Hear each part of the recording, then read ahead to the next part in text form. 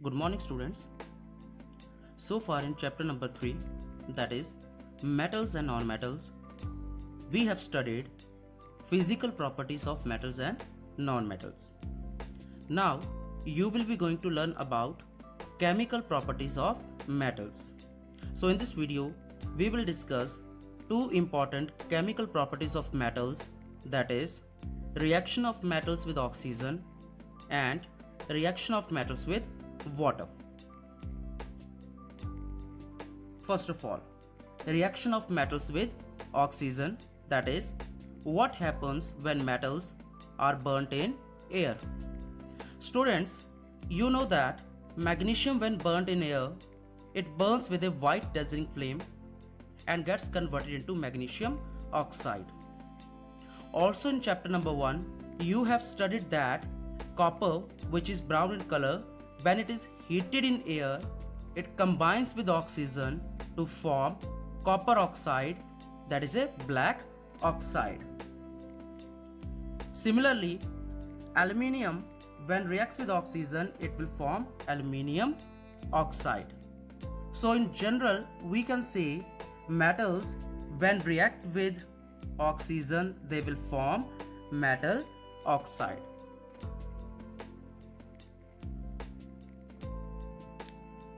Students, in chapter 2, you have also studied that metal oxides are basic in nature. That means they will react with acids to form salt and water. But some metal oxides, such as aluminium oxide and zinc oxide, they show both acidic as well as basic behavior, which means these metal oxides, they will react with both acids as well as bases to produce salts and water. Such type of metal oxides are called amphoteric oxides. That means aluminium oxide and zinc oxides are amphoteric in nature.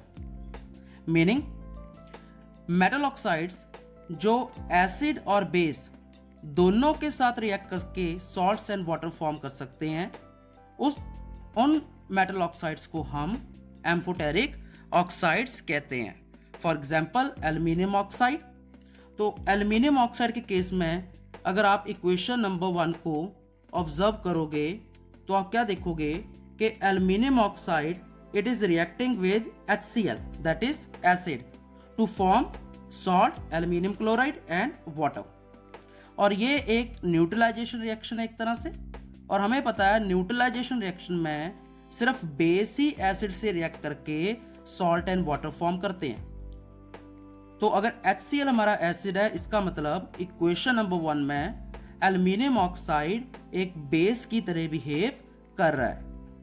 लेकिन अगर हम equation number 2 को observe करें तो हम find out करेंगे कि aluminium oxide sodium hydroxide जो एक बेस है उससे रिएक्ट करके सोडियम एल्यूमिनेट यानी सॉल्ट एंड वाटर फॉर्म कर रहा है. और ये भी न्यूट्रलाइजेशन रिएक्शन है जिसमें एक एसिड ही बेस से रिएक्ट करके सॉल्ट एंड वाटर फॉर्म कर सकता है. तो इसका मतलब इक्वेशन नंबर 2 में because sodium hydroxide is base, that means aluminium oxide is behaving as a acid. तो फर्स्ट इक्वेशन में एल्यूमिनियम ऑक्साइड एक बेस की तरह बिहेव कर रहा है और सेकंड इक्वेशन में एल्यूमिनियम ऑक्साइड एक एसिड की तरह बिहेव कर रहा है. इस तरह के जो हमारे पास मेटल ऑक्साइड्स होते हैं उन मेटल ऑक्साइड्स को हम कहते हैं amphoteric oxide. Now here is a question, how can you say that zinc oxide is amphoteric in nature? For this you will have to show that zinc oxide can react with acid as well as base to form salt and water. So in first equation, zinc oxide, it is reacting with HCl, that is acid, to form salt and water. That means in first case zinc oxide acts as a base, and in second equation zinc oxide, it reacts with sodium hydroxide to form sodium zincate and water. That means zinc oxide, it is behaving as an acid in second equation. Therefore, zinc oxide can react with both acid as well as base. Therefore, it is amphoteric in nature. Now students, metal oxides which are formed by reaction of metal with oxygen, most of them are insoluble in water. That means they will not dissolve in water. But there are also some metal oxides like sodium oxide, potassium oxide, magnesium oxide. These type of metal oxides, they can dissolve in water, and when they dissolve in water, they will be converted into metal hydroxides, and these metal hydroxides are called alkalis, which are bases soluble in water. For example, in this equation,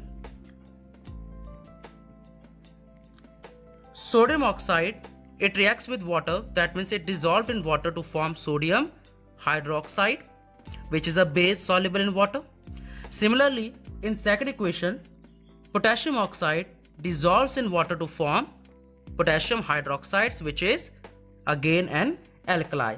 That means metal oxides which are soluble in water, they will form alkalis. Students, so far we have studied that metals combine with oxygen to form metal oxides, and this can be represented in the form of general equation: metal plus oxygen gives you metal oxide. Now students, listen, this is quite important that this equation is not followed by all the metals, meaning कि ये ज़रूरी नहीं होता कि सारे के सारे metal ही general equation को फॉलो करें. जनरल इक्वेशन बेसिकली क्या होती है, ये वो प्रॉपर्टी होती है जो मेजॉरिटी ऑफ मेटल्स शो करेंगे, मतलब मैक्सिमम मेटल्स ये प्रॉपर्टी शो करते हैं, लेकिन सारे करेंगे ये ज़रूरी नहीं होता. We know that metals like gold and platinum and silver, these metals they do not react with oxygen at all. तो इसका मतलब कि जनरल प्रॉपर्टी जो होती है वो सभी मेटल्स के लिए एप्लीकेबल नहीं होती, बट मेजॉरिटी ऑफ मेटल्स के लिए एप्लीकेबल होती है. And even reaction of metal with oxygen will be different for different metals, because metals, they are having different reactivities. Therefore, some of the metals, they will react with oxygen quite comfortably, whereas for some cases we have to provide heat, we have to raise the temperature of metal in order for the metal to react with oxygen, and this is because different metals have different reactivities. Now, let us discuss this with the help of examples. Students, you know that metals like potassium and sodium, these two metals, they are immersed or kept in oil. They are kept in kerosene oil. Why do you think they are kept in kerosene oil? Because these metals, sodium and potassium, when left in open, they will react so vigorously with oxygen that they will catch fire in the open. मतलब potassium and sodium जो हैं वो oxygen से react करते हैं, और वो इतने ज़्यादा रिएक्टिव मेटल्स हैं कि वो ऑक्सीजन से डायरेक्टली ही रिएक्ट कर जाते हैं, और रिएक्शन इतना ज़्यादा विगरस होता है कि मेटल को ही आग लग जाती है. On the other hand, we have also studied that metals like magnesium, aluminium, zinc, lead, etc., they can also react with oxygen at normal temperatures. That means at room temperatures, they will get converted into metal oxides. हमने पढ़ा है कि magnesium जो है, it will acquire a layer of magnesium oxide by reacting with oxygen directly. मतलब वो directly भी oxygen से रिएक्ट करके मैग्नीशियम ऑक्साइड में कन्वर्ट हो सकता है. सिमिलरली एल्यूमिनियम, जिंक और लेड के केसेस में भी ऐसा होता है. लेकिन यहाँ पर इन मेटल्स के केसेस में किसी भी तरह की कोई आग नहीं लगती है, किसी भी तरह की कोई फायर जो है वो इवॉल्व नहीं होती है.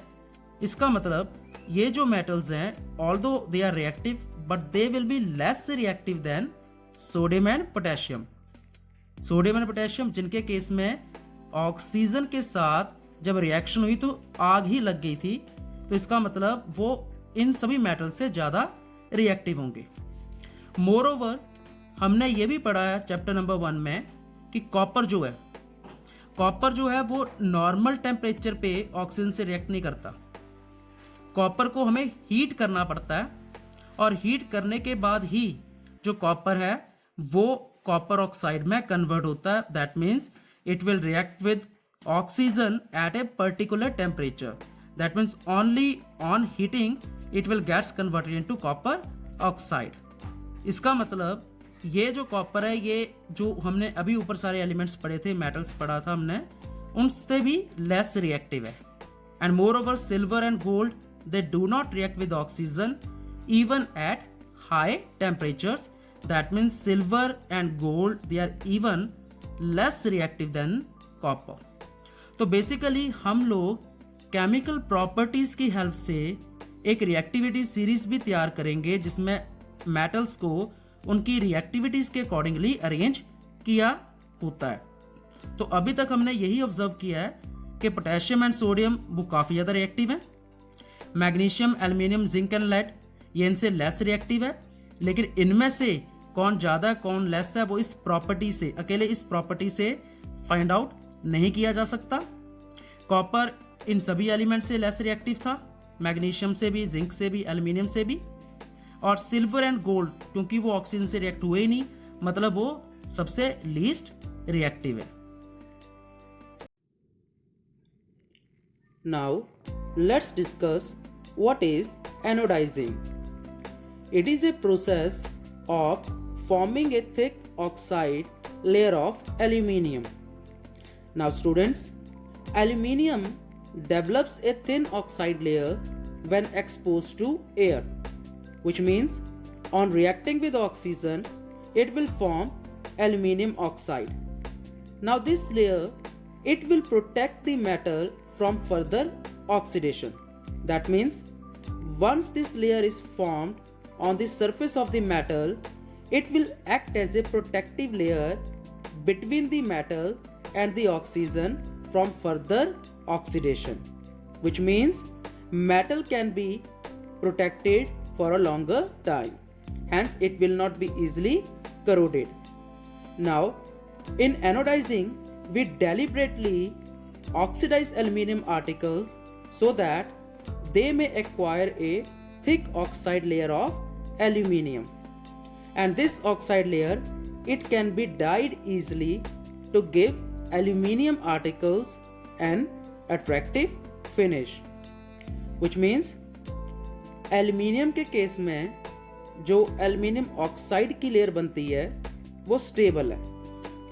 एक बार ये लेयर बन गई तो ये जल्दी नहीं निकलती, जिसका मतलब जो मेटल अब इस लेयर के नीचे होगा वो मेटल अब ऑक्सीजन के कांटेक्ट में नहीं आ पाएगा, क्योंकि ऑक्सीजन और मेटल इनके बीच में एल्यूमिनियम ऑक्साइड की लेयर फॉर्म हो चुकी है। इसका मतलब ये मेटल अब करोड नहीं होगा, क्योंकि हमें पता है corrosion is an example of oxidation. तो इस तरह से मेटल हमारा लॉन्गर टाइम के लिए प्रोटेक्टेड रहता है, and that is why corrosion in case of aluminium is considered a beneficial process.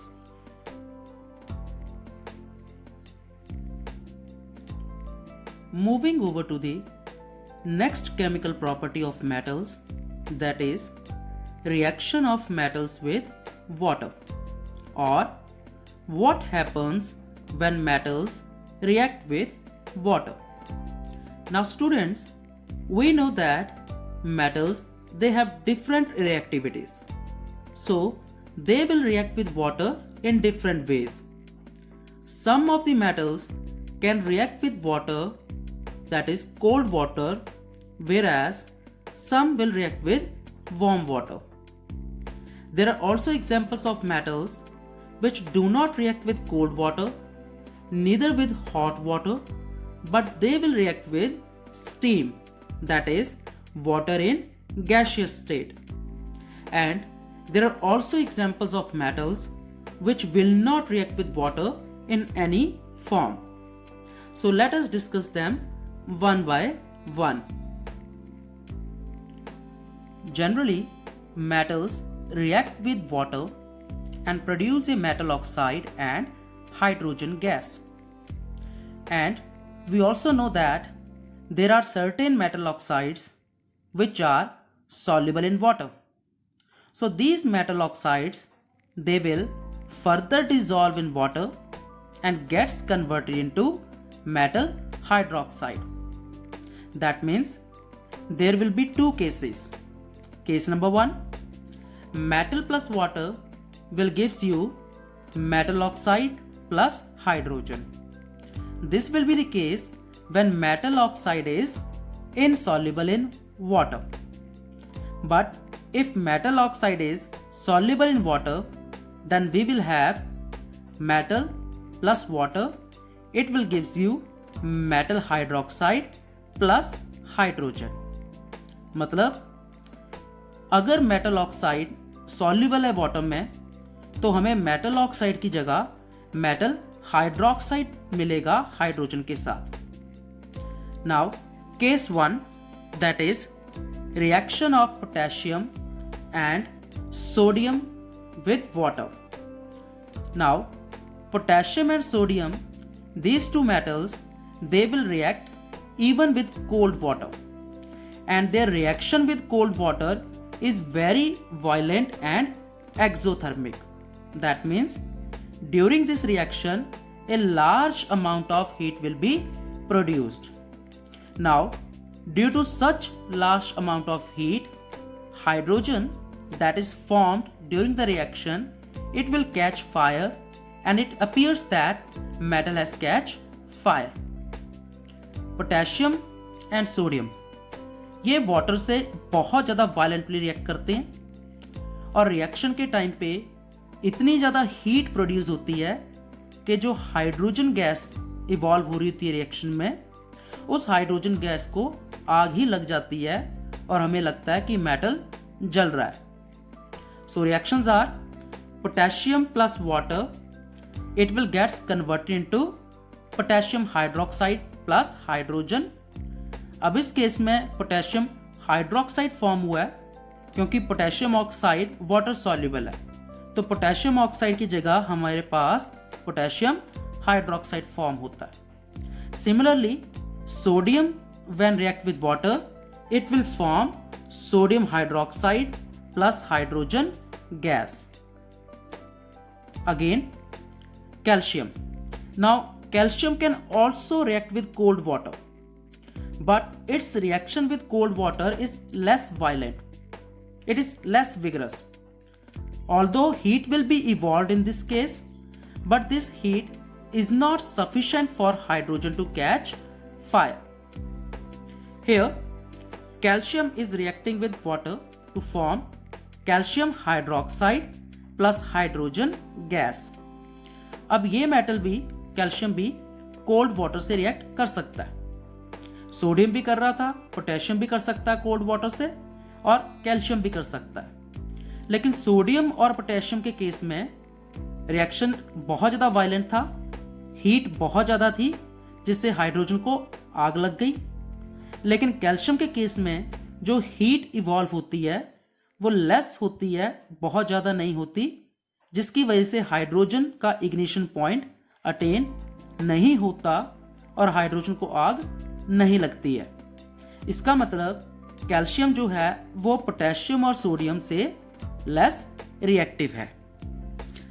But in this case we will observe that calcium will start floating, कि कैल्शियम जो था वो ऊपर आकर तैरने लगेगा. हमें कैसे पता लगा कि रिएक्शन हो रही है, केमिकल रिएक्शन? हमने ऑब्जर्व किया कि कैल्शियम जो था वो ऊपर आकर तैरने लगा, फ्लोट करने लगा. And this happens because hydrogen gas that is formed, it will stick to the surface of the metal, making it less denser, hence it will come to the top and start floating in water. इस case में hydrogen जो form होती है उसके जो bubbles होते हैं वो मेटल से ही स्टिक कर जाते हैं, जिसकी वजह से मेटल लेस डेंसर हो जाता है और वो ऊपर आके फ्लोट करने लगता है। Now magnesium does not react with cold water, it reacts with hot water. Magnesium hot water से रिएक्ट करता है, कोल्ड वाटर से रिएक्ट नहीं करता है। इसका मतलब मैग्नीशियम कैल्शियम से भी लेस रिएक्टिव होगा। And when it reacts with hot water, it will again form magnesium hydroxide and hydrogen. और इस केस में भी कैल्शियम के जैसे मैग्नीशियम भी ऊपर आकर फ्लोट करने लगेगा, because in this case also bubbles of hydrogen gas stick to the metal surface, hence it will come to the surface. Case number 3, metals like aluminium, iron and zinc. These metals, they will neither react with cold water or hot water. Aluminium, iron and zinc ना तो ठंडे पानी से react करते, ना ही गर्म पानी से, बल्कि ये मेटल्स स्टीम के साथ रिएक्ट करते हैं। They will react with steam, indicating that these three metals will even be less reactive then magnesium. हमने क्या ऑब्जर्व किया? सोडियम और पोटेशियम कोल्ड वाटर से रिएक्ट हो गए और उनको आग लग गई, दैट मीन्स वो काफी ज्यादा रिएक्टिव होंगे। कैल्शियम भी कोल्ड वाटर से रिएक्ट हो गया, लेकिन उसको आग नहीं लगी, इसका मतलब कैल्शियम भी रिएक्टिव है, लेकिन सोडियम और पोटेशियम से लेस है। फिर मैग्नीशियम आया जो कोल्ड वाटर से रिएक्ट ना होकर हॉट वाटर से रिएक्ट हुआ, जिसका मतलब मैग्नीशियम कैल्शियम से लेस रिएक्टिव है। और अब एल्यूमिनियम, आयरन एंड जिंक, ये ना तो कोल्ड वाटर ना ही ठंडे वाटर दोनों से हॉट वाटर के साथ रिएक्ट नहीं हुए, बल्कि ये रिएक्ट हुए स्टीम के साथ, which means these are even less reactive than magnesium. अब इस केस में aluminium on reacting with water, it will first convert into aluminium oxide and hydrogen. और aluminium oxide water insoluble होता है, मतलब ये वाटर में डिसॉल्व नहीं करता है। तो इस केस में हमारे पास मेटल ऑक्साइड ही फॉर्म होता है, यानी एल्यूमिनियम ऑक्साइड ही फॉर्म होता है हाइड्रोजन के साथ। Similarly iron when react with water, it will form ferroferric oxide, that is Fe3O4 along with hydrogen gas, that is H2. अब एक सिंपल सी ट्रिक है लर्न करने की कि मेटल जब भी वाटर के साथ रिएक्ट कर रहा है, यानी लिक्विड स्टेट के साथ रिएक्ट कर रहा है, तो एंड प्रोडक्ट हमारे पास मेटल हाइड्रोक्साइड्स फॉर्म हो रहे हैं हाइड्रोजन के साथ। लेकिन मेटल जब स्टीम के साथ रिएक्ट करता है, तो उस केस में हमारे पास मेटल ऑक्साइड फॉर्म होता है हाइड्रोजन गैस के साथ। And last, we will observe that certain metals like lead, copper, silver and gold, they will not react with water at all. ये किसी भी तरह से वाटर के साथ रिएक्ट नहीं करते, ना ही कोल्ड वाटर के साथ, ना ही वार्म वाटर के साथ, और लास्ट में ना ही स्टीम के साथ, which means they are even less reactive as compared to above mentioned metals.